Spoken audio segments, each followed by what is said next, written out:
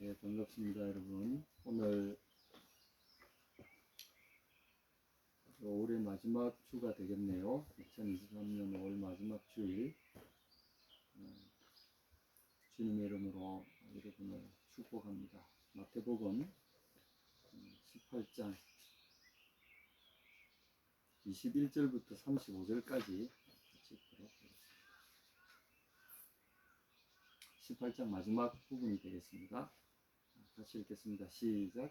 그때 베드로가 나와 가로되 주여, 형제가 내게 죄를 범하면 몇 번이나 용서하여 주리이까? 7번까지 하오리이까? 예수께서 가라사대 내게 이르노니 7번뿐 아니라 70번씩 7번까지라도 할지니라.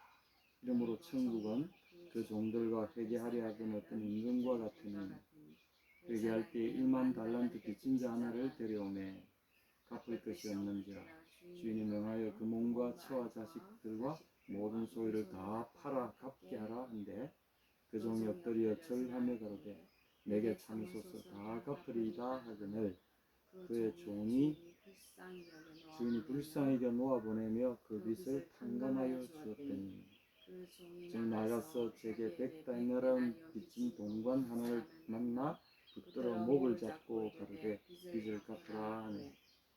그 동관이 엎드려 간구하여 가로되 나를 참아 주소서 갚으리이다. 허락하지 아니하고 이에 나가서 제가 빚을 갚도록 오게 가두었거늘 그 동관들이 그것을 보고 심히 민망하여 주인에게 가서 그 일을 다 보아니 이에 주인이 저를 불러다가 말하되 악한 종아, 내가 빌기에 내가 내 빚을 전부 탕감하여 주었으니 내가 너를 불쌍히 여긴 것 같이 너도 너의 동관을 불쌍히 여김 마땅치 아니하냐 하더라고. 주인이 노하여 그 빚을 다 갚도록 저를 옥졸들에게 붙이니라.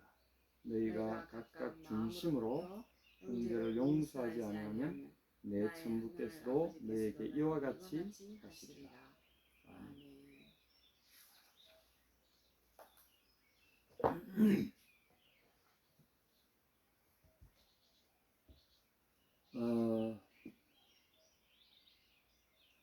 이 용서에 대한 오늘 주제를 다루고 계신데 역시 또 저희들의 질문에서부터 주님의 이 교훈이 시작되죠. 이게 참 우리가 눈여겨봐야 됩니다. 한국 교육의 단점 중에 하나는 이제 주입식 교육이 오랜 전통이었다 보니 질문하는 것에 대해서 익숙하지가 못한데 이 예수님과 그 제자들 관계는 좀 달랐던 것 같아요. 이게 제자들이 질문을 참 합니다. 그런데 우리가 이제 눈여겨봐야 될 거는 질문이 꼭 말 같지 않은 질문들을 해요. 좀 수준 있는 질문이면 참 그 질문이 가상하다 이렇게 칭찬받을 만도 한데 우리가 봐도 이 질문들이 좀 뻔한 건데 너무 유치한 질문을 하고 있다 이런 생각이 들지 않습니까? 그래서 오늘도 지난주에는 그랬죠. 천국에서는 누가 큽니까? 이런 질문을 해서 주님을 마음에 아마 주님께서 많이 답답하시지 않았을까. 우리가 읽는 우리가 봐도 좀 답답한데 오늘도 그런 좀 엉뚱한 질문이 나온 것 같습니다.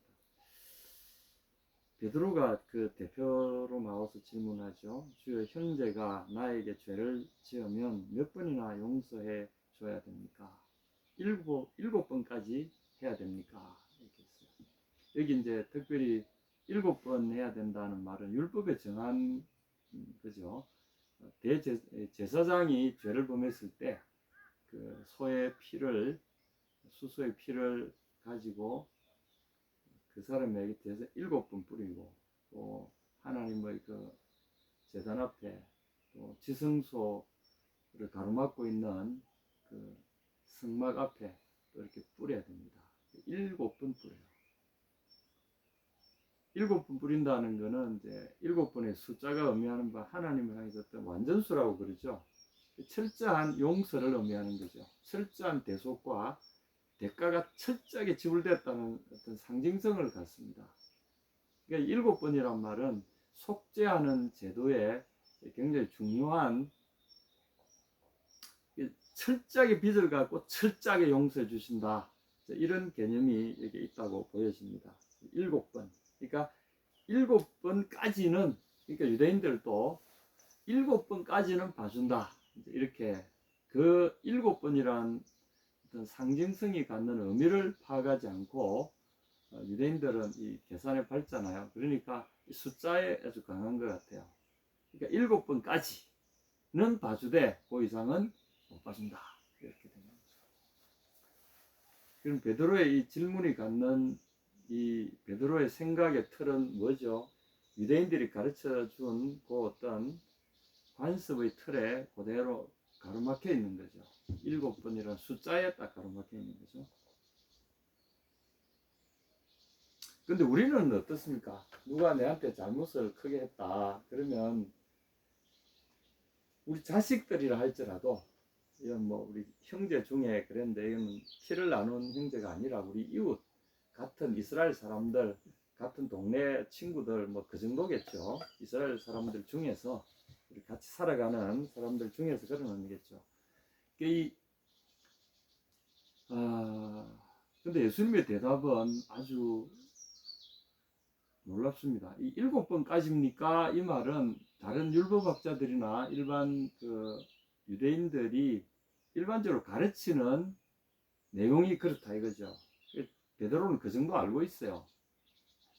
우리 율법사나 제사장들이나 이분들은 7번까지는 용서해 주라고 하는데, 왜냐면 율법서에 있으니까. 하나님도 그래 7번 하셨는데 우리도 7번 해야 된다해서 7번 이렇게 해야 되는데, 선생님 우리 7번까지 해도 됩니까?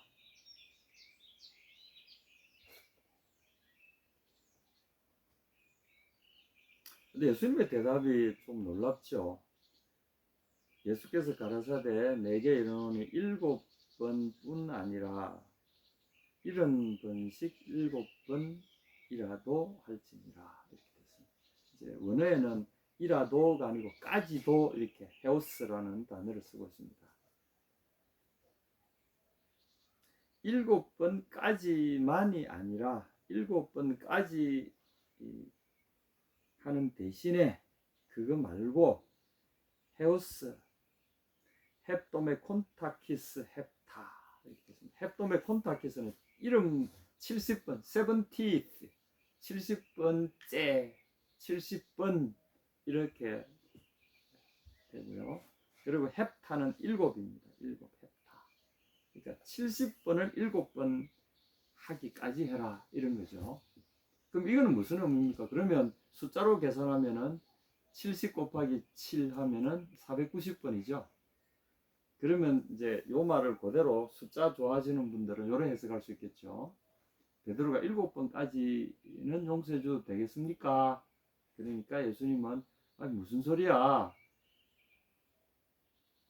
70 곱하기 7이니까 490번까지 해도 된다. 그래서 이제 용서를 딱 이렇게 딱 이제 세는 사람들이 있을 수 있을 것 같아요. 요걸 예수님이 이렇게 말씀하셨다 하면서 이게 무슨 의미일까요? 70번씩 7번. 얘는 기본적으로 이 의미는 이 히브리 분들이 사용하는 이 어떤 글 속에 들어있는 이 의미는 그냥 무한정입니다. 7번 자체가 완전수, 그러니까 무한대의 완전이라는 건 무한대를 의미하는 거잖아요. 그 자체가 무한대의 용서와 무한대의 대가품입니다. 하나님의 제사를 피를 7 뿌린다는 말은 완전한 보상을 의미합니다. 죄에 대한 완전한 보상. 그리고 그에서 하나님의 용서도 죄에 대한 완전한 용서, 그런 의미를 갖습니다. 그래서 이 7번 피 뿌려서 용서받는 이 제사 제도에 갖는 의미가 오늘날 우리에게 예수 그리스도의 피로 완전한 드림과 완전한 용서, 이런 개념이 우리에게 이제 주어진 건데, 베드로는 유대인의 일반적인 그 당시에 이 사람들의 문자적인 해석법을 그대로 갖고 있다는 거죠. 예수님이 하신 70번씩 7번은 이게 원래 이 의미를 주님이 분명히 하시는 거죠. 이 말씀을 듣고도 490번 이렇게 생각하면은 여전히 그 7이라는 숫자에 갇혀 있는 거죠. 예수님이 여기 뭘 이야기하시는 겁니까? 완전히 용서해 줘버려라. 완전히 용서해 줘라. 이런 뜻입니다. 그걸 자꾸 회수 이런 문제가 아니라 용서는 회수의 문제가 아니죠. 한번 용서했으니까 완전히 용서해야 된다는 겁니다. 완전히 용서해버리면 그 다음부터는 없어요. 다시 용서해 줄게. 아무리 다시 또 죄를 더 짓더라도 용서가 그 다음에는 없는 거죠. 왜냐하면 이전에 완전히 용서해 버렸으니까. 용서의 의미는 이런 겁니다. 예수님이 이야기하시는, 성경에서 이야기하는 용서의 개념은 완전한 보상을 통한 완전한 용서입니다. 그러면 우리가 그걸 할 수 있느냐, 이게 또 문제죠. 근데 오늘 이 답변이 우리에게 뭘 의미하는가, 여기에 대한 결론을 오늘 490번인가 이 완전이라는 개념이 뭔가, 이제 이런 개념들을 우리가 살펴볼 텐데, 분명히 주님이 이야기하신 것은 완전한 용서를 해라 이렇게 하셨지 횟수에 지금 문제가 아니라는 거죠. 그렇다면 이 말씀을 설명하시기 위해서 이제 23절부터 35절까지 한 1화를 또 소개를 하시는 거죠.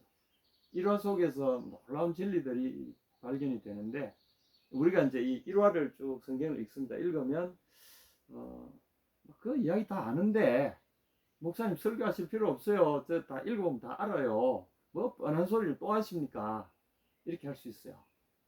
한번 봅시다. 뻔한 말씀인지 그렇지 않는지 오늘 한번 같이 나눠보도록 하겠습니다. 여러분 이거를 읽으실 때 21절과 22절에 대한 답변으로 이 이야기를 하셨다는 거 아셔야 되는 것이, 23절에 보면 이렇게 됐습니다. 이름으로 라고 시작하시잖아요. 그래서 디아투토, 이것 때문에, 그러니까 21절과 22절에 지금 논의되고 있는 이 용서에 대한 문제 때문에 천국에 대한 한 비유를 주님이 지금 이야기하시는 거죠. 그리고 내가 지금 이렇게 대답하는 이유를 내가 다시 설명해 주마, 이런 의미죠. 그렇게 하시면서 23절부터 이야기하십니다. 그 내용은 뭐 우리가 읽은 대로입니다. 한 사람은 회계를 해야 되는데, 아마 연말 돼서 어떤 일정 기간이 지나면, 계약 기간이 지나든지 하면 그 사람의 계약한 내용대로 이제 정산을 할 시기가 오겠죠. 그때 이제 정산을 이렇게 해보니까 이 사람은 10,000달란트를 빚졌어요. 10,000달란트란 말 이제 감이 잘 안 오시겠지만, 그 당시에 하루 노무자가 받는 품삯이 한 데나리온이라 그래서 로마 군사들이 받는 하루의 일당이 1데나리온입니다. 재밌는 것은 그러면 달란트는 뭐냐 하면, 그 일개 로마의 군단이 하루 받는 품삯이 한 달란트입니다. 군단의 숫자가 한 6,000명으로 구성되어 있어요.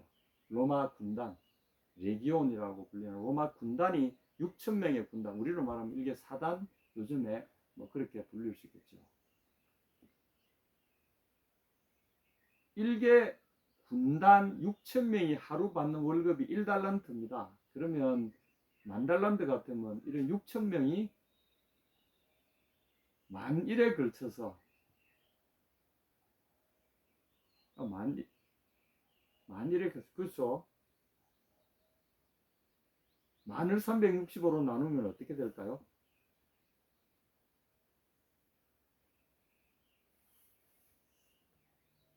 36,500일이 됩니다. 이게 100년을 그렇게 365일 곱하기 100년 하면 36,500일이고,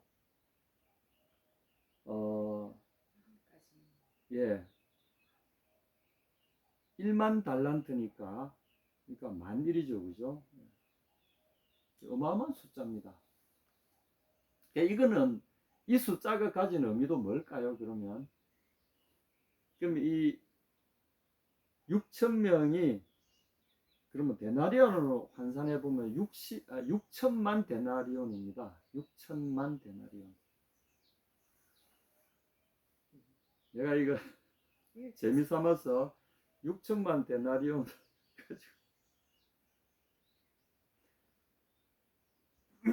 도대체 6천만 데나리온 얼마나 갚아야 언제 다 갚을 수 있겠어요, 이 사람이. 매일매일 하루 품삯을 벌어다가 하루에 1데나리온씩 6천만 년이 걸린다는 거죠. 6천만 일이 걸리는 거죠.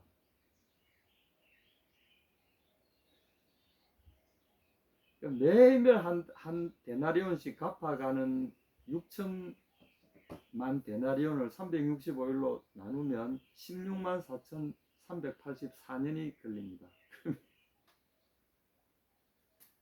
이거는 이제 숫자로 제가 이렇게 말씀드렸습니다만은 불가능합니다. 이 숫자도 역시 무한대의 숫자입니다. 이해가 됩니까? 앞에도 보면 70번씩 7번이 무한대의 숫자예요. 그러면 이 빛도 뭡니까? 무한대의 빛입니다.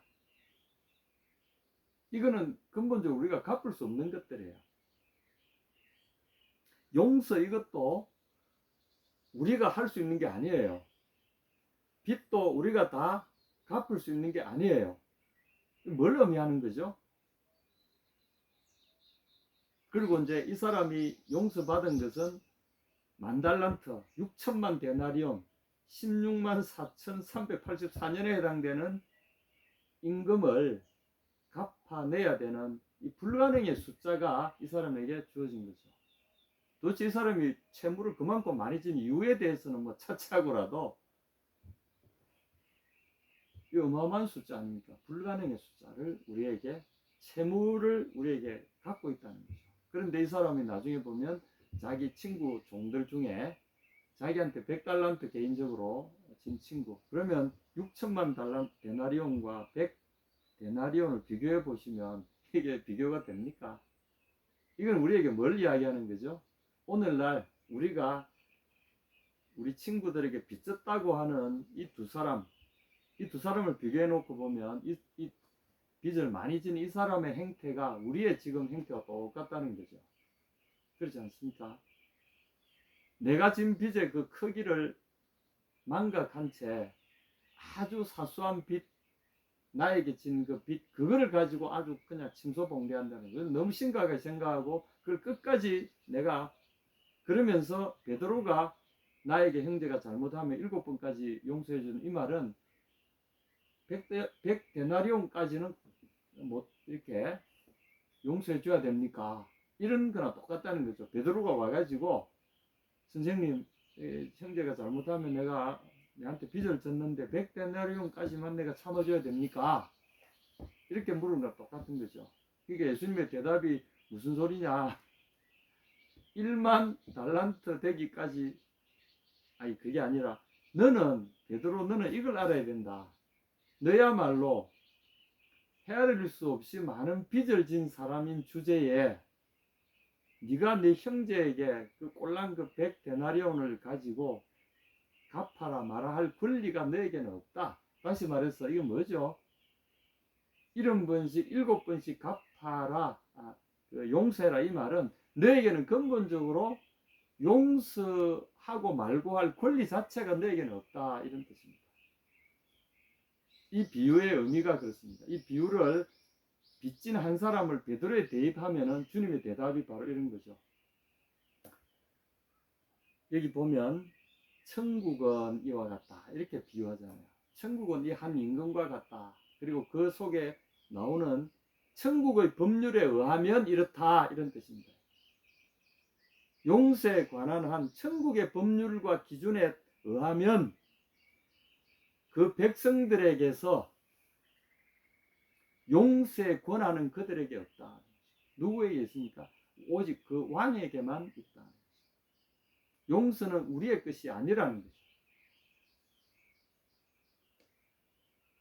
빚을 탕감하고 말고는 우리의 권한이 아니라, 왜냐하면 우리 자체가 헤아릴 수 없는 빚을 진 존재들이기 때문에 다른 사람의 빚에 대해서 우리가 왈가왈부할 수 있는 권한이 우리에게 전혀 없다는 거죠. 여기 보면은 이 사람이 제게 참아주세요, 갚겠습니다, 다 갚겠습니다, 그게 용서받았잖아요. 근데 100데나리온 빚진 자기 동관을 붙잡아 와가지고 목을 이렇게 틀어지고 갚아라 이러니까 그 친구도 똑같이 이야기했어요. 아, 좀 참아주시게, 내가 다 갚겠네. 근데 앞에 참아주세요. 갚겠네. 10,000달란트 6천만 데나리온을 빚진 이 사람이 왕에게 갚을 때니까 좀 참아주세요. 이게 말이 되는 이야기입니까? 이 사람 지금 갚을 수 없는 말을, 실행할 수 없는 말을 하고 있잖아요. 그 사람은 말이 진실돼, 말 자체가 성립될 수 없는 말이야. 내가 다 갚겠습니다. 어떻게 다 갚아? 불가능합니다. 그런데 뒤에 이 100데나리온 이 사람은 좀 참아주시게, 내가 다 갚을게. 이거는 말이 돼요. 갚을 수 있어요. 그러니 오늘 베드로에게 70번씩 7번 해라 이 말씀은 바로 이겁니다. 네가 이 빚을 탕감할 권리를 네가 갖고 있기나 하냐, 내 자신을 돌아보라 이 말씀과도 일맥상통하는 거죠. 그런 관점에서 보면 우리가 예수님의 것이 되었다. 교회라는 개념을 우리가 생각해 볼 때, 요새 교회 무슨 뭐 공동체라는 말로 교회라는 용어를 자꾸 대체를 하는데, 뭐 예배 공동체, 무슨 봉사 공동체 뭐 이렇게 하는데 상당히 좀 잘못된 말입니다. 교회는 공동체라는 말로 표현하지 않아요. 교회라는 말, 원래 말은 퀴리오코스, 지금 우리가 처치라고 하는 이 말이 번역이 돼서 처치가 우리에게 돌아올 때, 처치란 말이 퀴리오코스에서 나온 말이잖아요. 그러면 주님의 것이라는 의미예요. 여기에 소속된 모든 사람들은 주님의 것입니다. 우리끼리 공동체를 이루고 우리가 무슨 뭘 언론회가 뭘 해, 이게 아니라, 보여지는 것은 그렇게 보여질지 몰라도 우리는 하나님의 것일 뿐이지, 하나님의 집안 식구들일 뿐이지, 하나님의 것일 뿐이지 우리 것이 아니라는 거죠. 공동체란 말은 우리 거라는 말 은연중에 갖고 있어요. 그러니까 우리가 결정해서 정하고, 우리가 예배 모여들어서, 우리가 언론회가, 우리가 예배 공동체, 우리가 무슨 성진 공동체, 우리가 무슨 공동체, 무슨 공동체, 그럴듯하게 보이잖아요. 그거 다 성경적인 의미하고는 관계가 없는 말이에요. 그런 말 쓰지 않았으면 좋겠어요. 주님의 것, 그것이 교회의 정체성. 교회라는 말의 의미는 주님의 것인 퀴리아코스, 그 말입니다. 주님의 것이죠. 주님의 것. 주님의 것으로서 우리가 어떻게 행동해야 될 것인가, 그게 초점을 맞추는 것이 옳다고 봅니다. 그래서 이름으로 천국은, 이름으로 주님의 것들은, 이 말이죠. 이름으로 주님의 것들은, 오늘 23절에 권리가 누구에게 있다는 거 알아야 됩니까? 우리는 우리 것이 아니라 주님의 것이므로 우리의 소속됐다고 착각하기 쉬운 모든 고난들은 우리 주님의 권한 속에 귀속되어 있다는 사실을 알아야 합니다. 세례를 받는다 할 때도 예수의 이름으로, 아버지 성령, 성부와 성자와 성령의 이름 안으로 세례를 받는, 이 말은 소유권을 그분에게 넘겨드린다는 의미를 담고 있는 선포죠. 여러분, 예수님 믿고 믿는다는 말, believe in, trust in, 역시 in도 마찬가지입니다. 소유권을 그분에게 넘긴다는 것이고요. 그분 안으로 회피에 들어가고 나의 모든 것을 그분의 소유 안으로 던져 넣는다는 의미를 갖습니다. 그러므로 우리가 우리의 것을 주님께 다 던져 드릴 때 주님은 그 이름을 우리에게 주시는 거죠. 그래서 우리는 이제는 우리가 사는 것이 아니라 예수님의 것으로 살아가는 겁니다. 예수님으로 것으로 살아갈 때, 오늘 용서라는 우리가 이 주제를 맞닥뜨릴 때 우리의 신분을 먼저 확인해야 된다는 거죠. 아, 내가 용서할 권한이 내게 있는가? 용서의 권한은 그분께만 있습니다. 그러므로 베드로는 어떻게 해야 됩니까? 그 사실을 첫 번째 주님께 알아야 되죠. 그리고 주님이 결정하시는 데 따라서 그에게 이렇게 주님이 원하시는 방법으로 전달할 뿐이지, 내가 권한이 있어서 그래 좋아 용서해 주지, 넌 안 돼, 이렇게 할 수 없다는 거죠. 이것이 오늘 이 말씀의 핵심입니다. 여러분, 이것은 천국의 법률이지 세상의 법률은 아니죠. 세상의 법률은 이에는 이, 눈에는 눈, 이제 그렇게 하죠. 그러나 그것은 공평에 대한 세상의 염원을 담았을 뿐이지 그것이 공평해질 수가 없어요. 예를 들어 누군가가 누구의 생명을 빼앗았다, 그런데 그 생명을 무엇으로, 다른 사람 그 사람의 생명을 죽인다 한들 그 죽었던 생명이 돌아옵니까? 불가능하잖아요. 세상에 공평이라는 게 있을 수가 없어요. 제가 오늘 법의 어떤 성질을 이야기하려는 게 아니라 오늘 본문이 우리에게 이야기하는 바, 주님 우리에게 이야기하시는, 베드로에게 하신 이 답이 70번씩 7번이라는 이 말 속에는 고난이 너에게 있지 않다는 거죠. 왜냐하면 우리는 10,000달란트 빚진 사람들이라는 거죠. 숨 쉬는 것, 여러분, 이 공기가 여러분 것입니까? 햇빛이 여러분 것입니까? 음식물들이 여러분 것입니까? 물들이 여러분 것입니까? 아니, 처음부터 우리가 부모님이 태어나올 때 우리의 몸 자체가 우리 것입니까? 우리가 돈 주고 샀습니까? 만들었습니까? 오늘까지 우리는 국가와 이웃에게, 우리 부모에게, 그리고 이 세상 자연 환경에게 의존적이지 않습니까? 그리고 그에 대한 무수한 빚을 안고 오늘까지 우리가 살아온 거 아닙니까? 우리의 존재 자체가 그렇게 따지면 빚이잖아요. 하나님 우리에게 주신 나의 삶 자체가 갚을 수 없는 10,000달란트로 상징이 되는 무한대의 가치를 우리가 빚으로 떠안고 살아왔다는 거죠. 그 놀라운 빚이 아무런 대가도 요구하지 않고 그 누군가가 우리에게 그저 주셨다는 거죠. 그렇다면 똑같은 우리 빚장이들은 우리 이웃들을 놓고 볼 때 여러분 어떻게 대하시는 것이 옳다고 봅니까?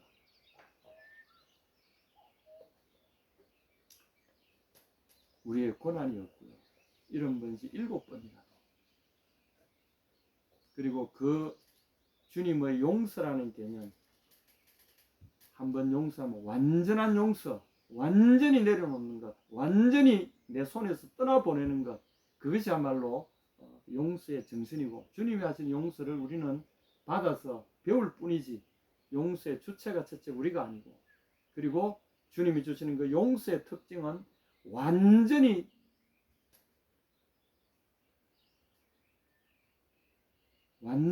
내어주시는 것, 그것이 주님의 용서의 특징입니다. 여러분, 베드로에게 하신 이 주님의 깊은 약속을 한번 되새겨 보시기 바랍니다. 용서는 우리 것이 아닙니다. 그분의 것입니다. 여러분 속에 주님이 주신, 예수 믿고 그분의 피로 말미암아 용서받은 우리의 이 어마어마한 혜택과 그분이 우리에게 베푸신 은혜의 이 무한정 은혜의 놀라운 것을 여러분 깊이 생각하시기 바랍니다. 여러분 삶에 이런 자유함과 이런 무한정한 놀라움의 은혜가 있기를 간절히 축원합니다. 예수님의 이름으로 축복합니다. 아멘.